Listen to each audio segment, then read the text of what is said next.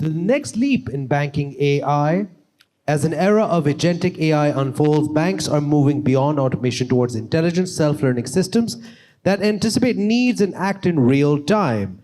And to take this session forward, we'd like to call on stage Regional Partner Solutions Sales Manager Ali Adil to join us on stage, please. Thank you.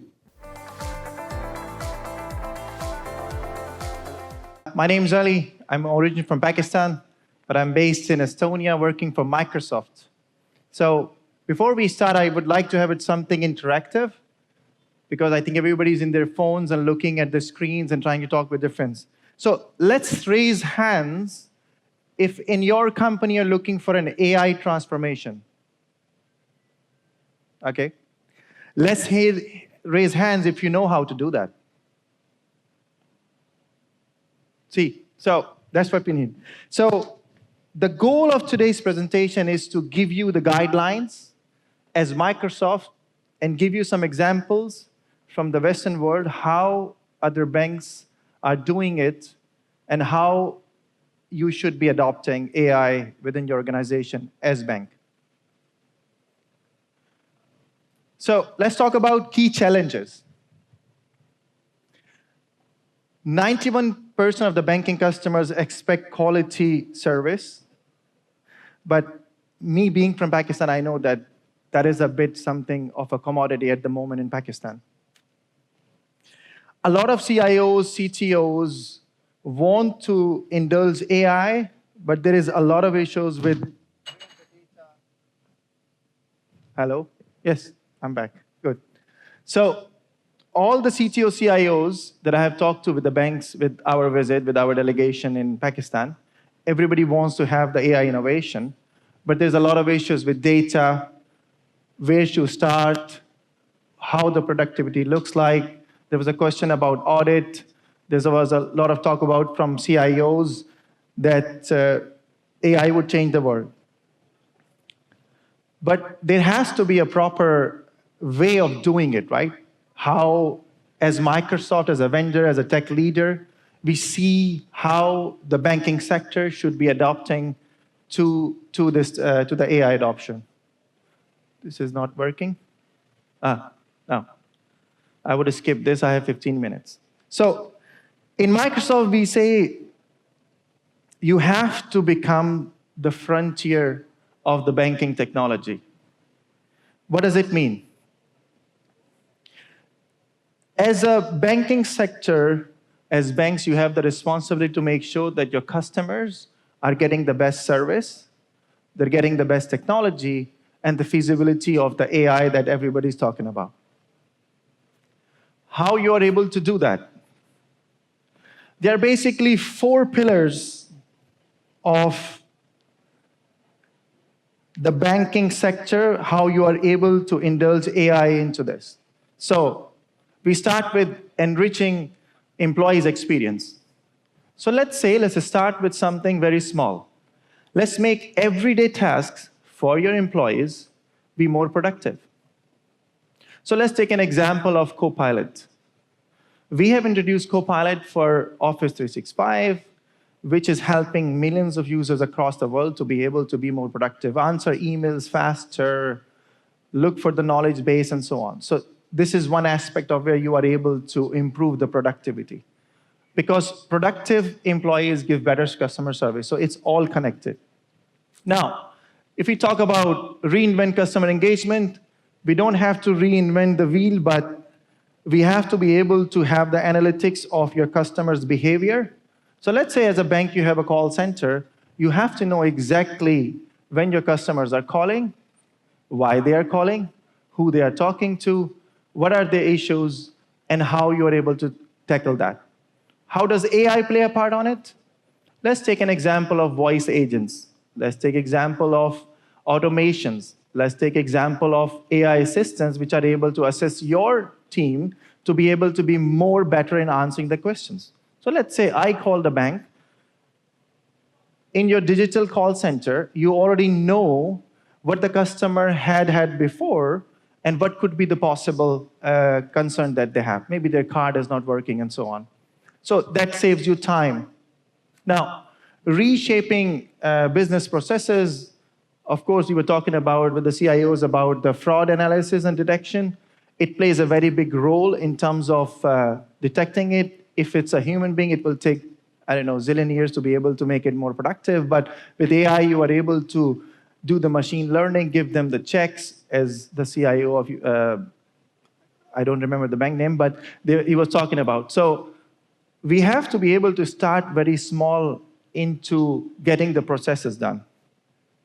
Now, bending the curve on innovation is one aspect, but what is most important is that you need to have a secure and compliant foundation and a platform which is able to give you the access so you are very much capable of not having cyber attacks and able to manage them.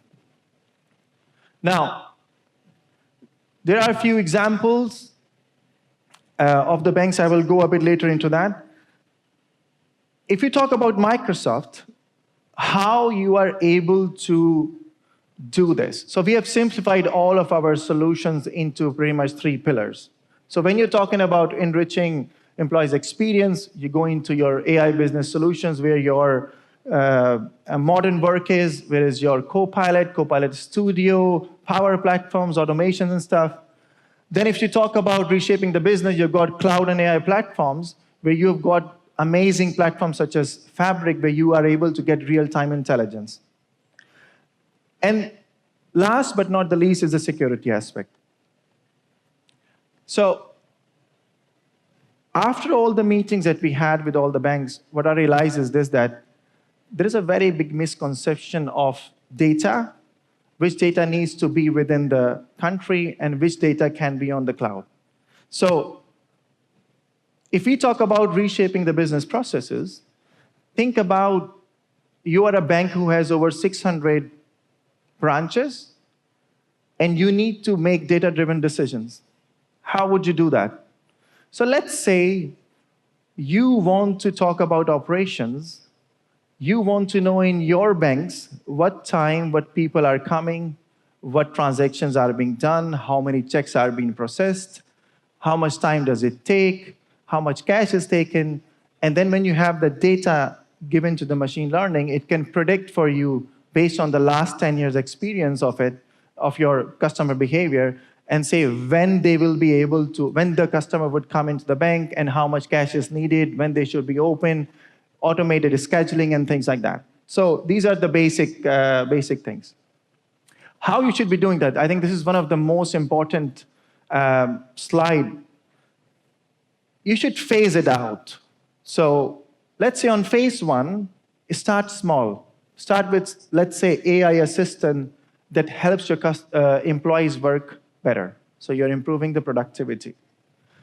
Phase 2, you go into human-led agents. So let's say Copilot agents where you are able to retrieve the information, there is some chatbots and things like that.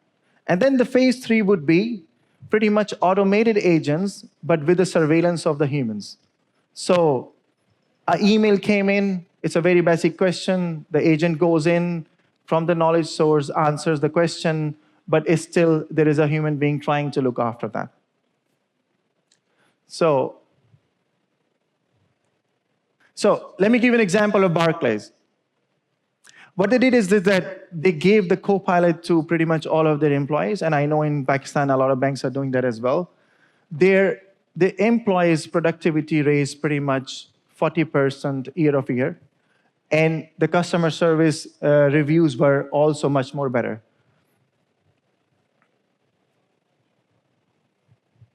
Now, in terms of reinventing customer, you are able to provide the accurate and helpful answers based on the customer feedback that you have collected in the last previous years.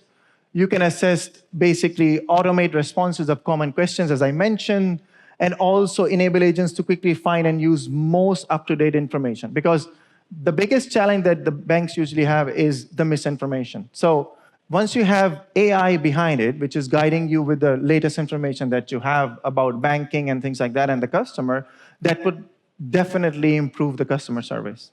Because imagine if you're calling a bank and the teller already knows your history of your shopping and things like that. They are able to know that, okay, you bought a car, you want to now maybe looking for insurance and things like that, you're able to upsell it based on the customer behavior. So that is basically where AI comes in.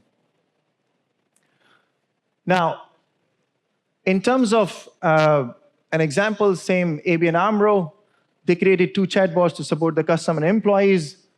Again, 30% or to 40% of their tasks that every day people were calling in for basic information. I've lost my card, I've lost this, what should I do? Was already automated, and people were not calling for, like this. So their agents were able to do much more selling and focus on the customers to be able to do selling part, not just doing the basic things that can be automated. Now, reshaping business process. So what is happening in Europe is this, that I'll give you my personal example.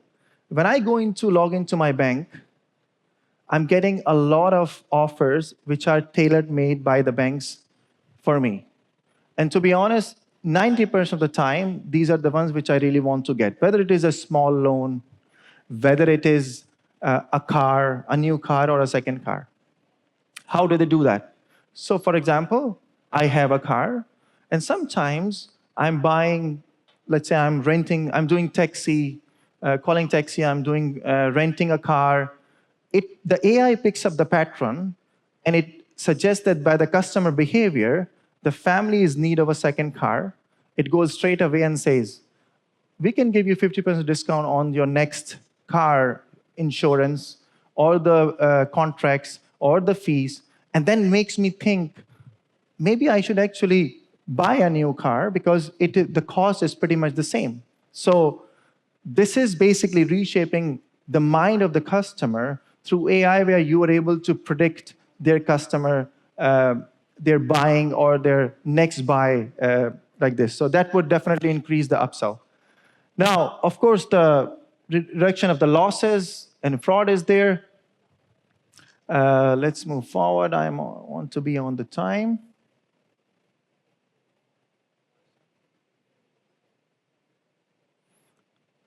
Now, when we are building the AI processes and the AI-powered results, security is a very important aspect. So in our part of the world, what we do is that, let's say, a lot of countries in Europe also does not have their own data centers. So what they do is this. The banks, the data stays in the local country, but they are building the bridge between their data and the platforms to be able to talk. So when we talk about personally identified data, we have to make sure that what we define as a personally identified data. So my name, my date of birth, where I'm living, my address, my phone number is a personally identified data. But what I'm buying, where I'm buying from, how much I'm buying from, and how much I'm spending is not a personally identified data as long as it's not tagged to me. So you are able to keep your data within the data center and stack the data that you want to send to the cloud, if you have a restriction of the cloud, to build analytics on top of that. And that gives you an unlimited sort of like access to the analytics on which you are able to build or reshape your business. To give you an example, we were talking with a bank that some of the bank branches are not making profits. So how it goes is like this, that you are able to do the analytics on in what branches, what people are spending what, and so on. Then you can even predict basically how much you are, which branches you should open in what location, based on the number of transactions, things like that. So I have 2 minutes. I want to get on to the use cases, what other people have done. So for Microsoft, the people who are using Microsoft technology, they know that the capabilities are there. It's a trusted platform. I don't want to sell anything here. I just want to talk more about the technology. But systems is one of the advanced specialized partners that we have, who's working a lot of proof of concepts with a lot of banks. I really encourage you to be able to get in touch with the guys. And if you are trying to explore AI, you should be able to do it. Microsoft supports it with the POC, with the funding, with the resources and things like that. So if you have an idea in your mind, you should be coming to the partner to be able to say, hey, I want to test it out, whether it is audit, machine learning or AI prediction, whether it is behavior, whether it is data, whatever, we should be, as Microsoft, should be able to fund it. Last but not least, these are basically the main use cases of very top banks in Europe and US for what they are using the Microsoft AI technology and third parties to be integrated within Microsoft platform. So one of the most important one that I like is basically the enhancing in-house legal search to basically automating credit approvals. So to wrap it up, if I want to get credit in Estonia, I don't need to go to a bank physically. I put in my details. I have a thing called a Smart ID. I log in. I go in, I put in how much credit I want to have.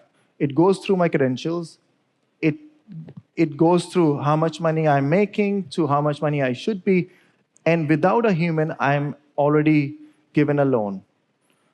Apart from the house, I get credits from within like minutes. So let's say 1 minute to, 5 minutes, I get credits thanks to AI. So it evaluates based on my credit score, how much money does the bank is allowed to give me.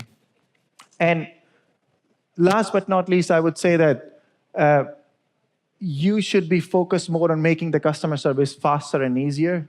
If we do that, that would distinguish, because in Europe, the population is less compared to Pakistan. They're fighting for every single customer. So they're very eccentric about the customer service, but I believe it doesn't matter. As Pakistan banks, you should also be focused on giving to every single customer the feasibility and to be able to do things much more faster. My last slide. So what is the next step? You have to explore use case per your industry and your organization and the people, let's say HR, finance, let them talk what their issues are. Schedule a conversation with your partner, say, we want to explore this.